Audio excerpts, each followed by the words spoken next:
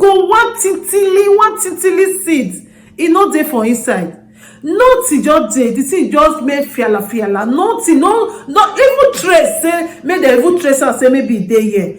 Na 0%. With Lady T.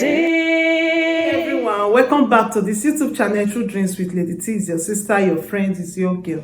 If this is your first time you just didn't get post for YouTube, or you dey watch, you never subscribe, please consider to hit the subscribe button, click on the notification bell so you go know anytime we put video for here. Thank you so much for coming around again, and God bless you.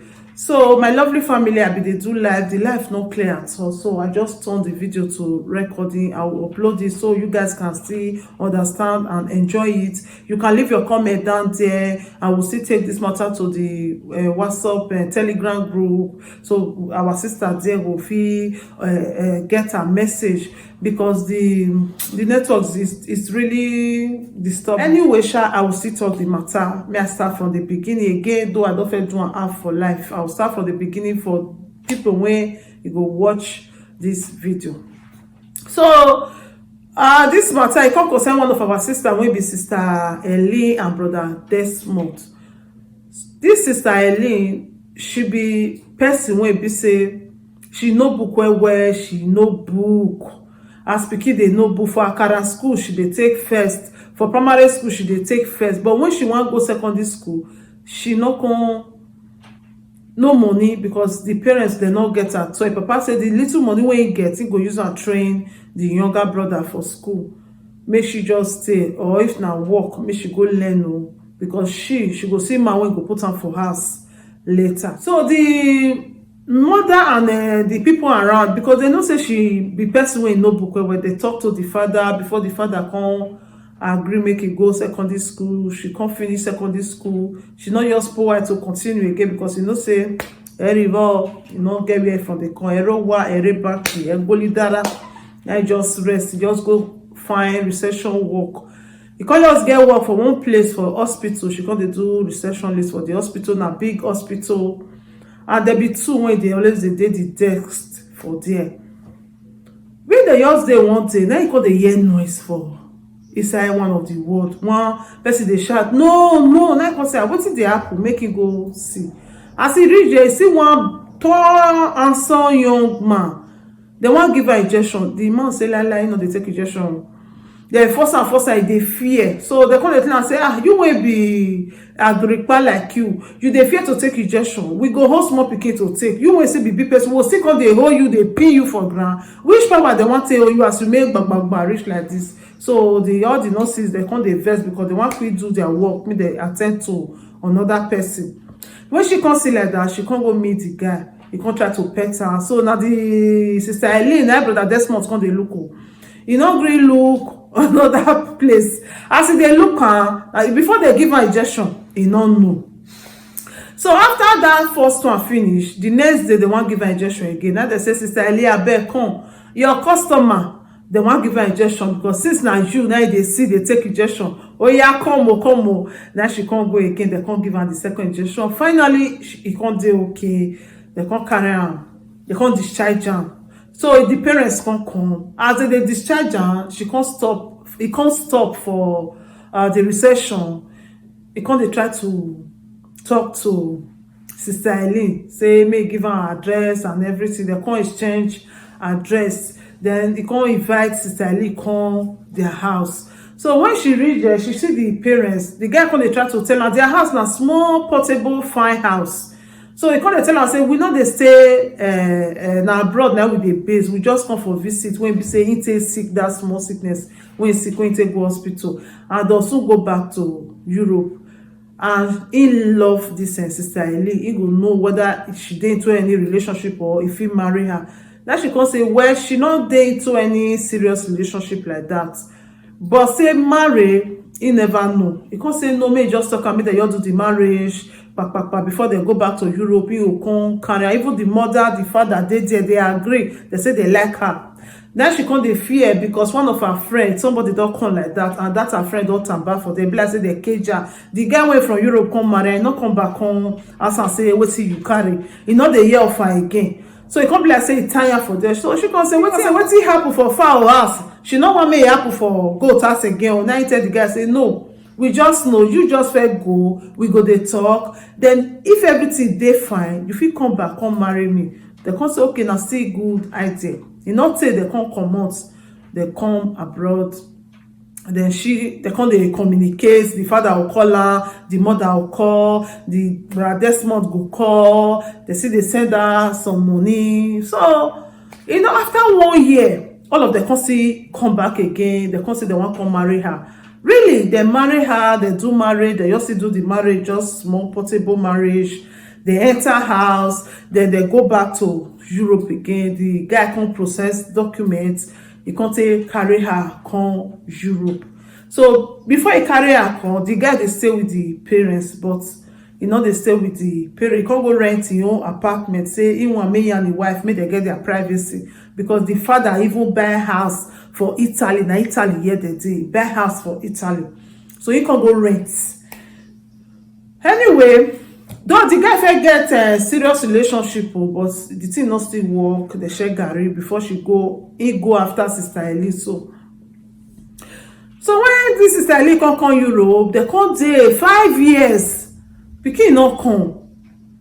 The mother-in-law come dey worried, come say why pikin no go come after 5 years. He come call Sister Eli, come say Sister Eli, wetin dey happen when pikin never come? Now come say no, na God na dey give pikin. Say abeg, make it to a boy, make it try, make it born pikin. Say because na only this Brother Desmond na be the pikin when he and the papa get, na the only eye wey they get, and they like to carry grandchildren. Say the thing don dey take, say abeg, say na wetin they want be that. She come say she will try her best, but na God dey give pikin. So e come 9 years, pikin no still come. So the husband mother no fit bear her again. This time around, they come dey tell the pikin say make e go carry another woman, or make e get side chick wey go just born for her, or whatever. Say e need grand pikin. This time around, they come serious. They come say, my pikin carry you from Africa come. If they take care of you, they try for you, but why you no want give us grand pikin? Come say not be fault. So if they try, the person don't even go doctor's place, go everywhere. They say she dey okay, she not get problems. The mother-in-law not take her easy this time. He can't take her so serious. He can't just say make she come out for the house, say make the pikin come back, come they stay with them, so that they'll fit arrange another woman for her. The pikin say like they leave this his wife. He really love his wife, and his wife now somebody will be say in love, he no fit leave her.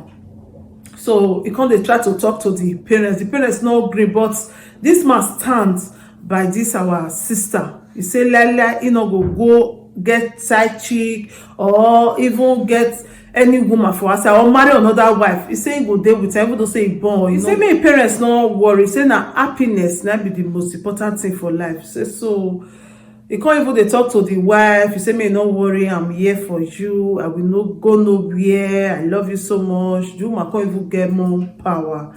So after that 9 years, the woman can't dey worried, because say she too, she want born her pikin, she want live her life.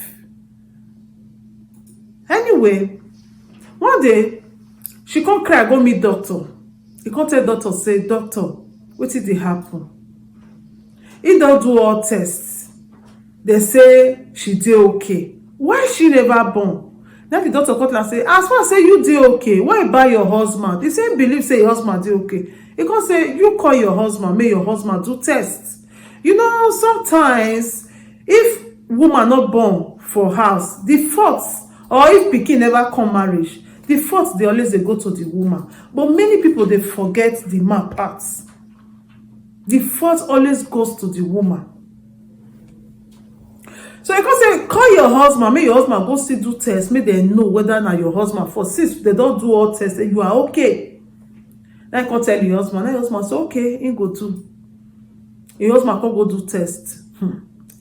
Behold the day of the D-Day. When they do the test finish, nothing to write home about. When you even say washing machine water, the drop e no dey. Ebube that when you blow, say you still blow small, e no dey. nothing dey inside, nothing. E no even get any single one tintili seed. E no dey for inside. Nothing just dey. The thing just make fiala. Nothing, no even trace say make dem even trace am say maybe e dey here. Na 0%. 0%. They say there is nothing dem fit do. Even like say e even still dey now, say maybe e small or e no many reach, they fit boost am, they fit boost am. But as e be now, nothing everywhere, nothing dey for inside. And the man come weak. That woman come dey talk say no wonder. Say like say all these 9 years wey be say they just dey like this. Say like say they know they for don find solution. That woman come say now your mama dey worry me say na me na no wan born for you. Make dem go tell the mama say see wetin dey. He come dey beg this wife beg sister Ellie say abeg. He say make not tell him mama. He say because him mama and him papa they don age. If you go tell them this kind thing, they not go last. Say abeg make he not tell them. Meanwhile papa and him mama they don go adopt one of their relative pikin. They don adopt am for somewhere. They don't even carry that one come. That one don dey stay with them for Italy here when they adopt. But this woman no know wetin he wan do. Come the reason and say this man now, though the man a nice husband, he dey very nice to her, but come to think of it, she wan carry her pikin. So he come tell the man say wetin come be the next solution, and na so we go dey. Let the man come tell am say how the situation go be now be say make dem go buy washing machine water. They say that they buy, make dem plant her inside her, and that one way that they do that transplanting for there they fit get pikin. So this sister come say he no want that idea, say make dem go buy. He say because if they go buy now, you know say no be your own, and the way they want buy, they fit go buy yellow pikin, me and you black, or he no know whether your family will accept am. They say this pikin e no resemble you, or they fit go buy the way be say no just resemble there at all. You no like that idea, and your family go come they come to say no be your own, or make them come go do DNA, because nobody knows tomorrow. And your parents now, they don already go adopt other children wey be say they don adopt, and God forbid bad thing anything happen to you, this pikin they go deny am. And he buy, he no know where he want for carry, talk say carry and come. He say no like the idea. Now the man come tell us okay, if na so, make they go adopt for Africa, make they carry come. Now she come say she no want that one where they adopt, because she like to breastfeed her baby. He like to carry that pregnancy for 9 months. As he big, he go dey prepare and they go. People go they say, hey, don't call. He like making the spit. He like making the vomit, all these symptoms of pregnancy. He say he like me, he like to breastfeed. I beg, he want carry you. He don't want that adoption. And the man say, what he come want? He say come the reason now. He say come one of his friends. Now he come tell his friend say, see. Now his friend come tell him say make him go feel where you are. Say if you feel where you are, he go carry come. Say he go see better. The man go accept him. He say no get mind to take go feel where you are, come carry, come give the man. The best thing, he go leave this man, because he not sure say he go fit continue this kind of relationship. Anyway, this our sister come the reason now. So although the man try and the man carry come Europe, the man has been a lovely husband. Only problem wey they get na be that one. Because say he no fit. The next thing in dey comot. He not did the marriage again. Then she pack her things. He get beg am say no comot. He say he must comot too. Then she pack her things. Then she comot for the house. As she comot, my people. As she comot, e just dey 2 days. Then the man call her for video call. He pick. Hello. He say, I think you finally say you wan leave me. He say, since you leave me, wetin you come dey leave for? He go kukuma just kill himself. Now so he just think because no see dey. Before you notice the app, we don't pack medicine put for top of table.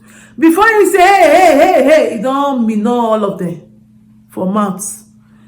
Thank God where she dey e not too far from the house. He say na so e take run carry taxi, na so e take run come house. Before he reach house, he don lie down for ground. Now he call ambulance. Na so ambulance come take carry am go hospital. He go spend 2 weeks for hospital before they discharge am. He say he wan kill himself. Now this our sister dey talk say wetin she go come do now to stay with this man without say pikin no dey, because he not ready to go adopt, because she fit born. If na she get this kind of problem, this man go stay. This thing pay me say I not do her life, because she really want make people contribute. I don't know why this thing not go. Make people call in and contribute. Although we will still contribute for our Telegram group, but leave your comment down there. Not be everybody like to dey write like that. That make I pay me say I not fit do this thing life. Okay, wetin she go do now? Make she still remain for the house. If now she did this problem, this man for fit be a rich like this. Because she say she no wan adopt, so he wan carry that pregnancy for 9 months. May he still know how e be. So people when they carry the belle, they don't get 2 heads. But on the other hand, this man has been a very nice man. You see where this man for carry and come Europe. And this man can't get this problem. Not only this problem, that this man get to. So if now you when they watch me now, what do you go do? You go leave this man, or you go stay with him, or you go adult, or you go buy washing machine water. Anything can come out, make it come out. What do you go think? You know, this kind of situation now, you know, marriage now for companionship. Marriage don't mean say person must born pikin no. But if person can still born pikin for inside, now still blessing, now still joy. But not be everybody go fit bear am, because many people think say marriage na to born pikin, so they can do anything to get that pikin. But pikin na blessing to everybody. If now you did this our sister position, you go follow this man carry this cross, because they say there is no way they'll fit a booster. They don't go different hospital. They say the thing na kokoroko kakaraka. The only way na to go adopt or buy. And this our sister say if they fear to buy because of the parents. And you remember say this brother, he no gree tell the parents say that he fought. So anything happen to her now, they feel deny that pikin. Or maybe because he tell them, the parents go see accept that pikin. You know we Africa people, the way we dey do things, so you know the way we dey do things. We feel pretend once the thing don't happen, like don't say not be our own. That pikin go come dey frustrated. So she said she no want make that kind of thing happen, make the pikin dey frustrated. Now make her bring this matter come say this one a very tight corner. Now she did, because he no fit pretend come dey the house, they go dey feel where you are, now be go dey pull leg for inside bush, they follow another man when be say they don't marry her. He say he no fit do that kind of thing, he no get that mind.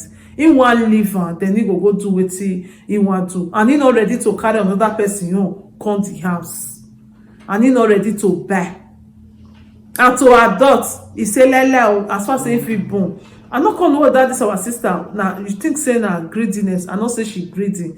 You think say she dey greedy for all this, or she just, I don't know. But I asked her, say you really love this man? He say he love this man to the core, but that problem na wetin no go fit take. He say no go fit take am. And this man now, he say because if he reveal this secret, I hope this brother now, wetin be fear now be say even he say this woman go, he carry another woman, that one no go fit born. And maybe this one can't go now. If you go they tell people, they go say now wetin make me leave and be that, or immediately this one comot, he go meet another person, he can't born pikin. Even he say she not tell people don't already know, say see the problem, say that the man be the problem, because immediately she comot, he can't born for another person, and this man can't dey with another person, that one not born. They go say now everybody, without say they not tell anybody, everybody go no say that the man that get problem. Then make her, no want make this woman go. He want make this woman stay with her. Make them patch their life together.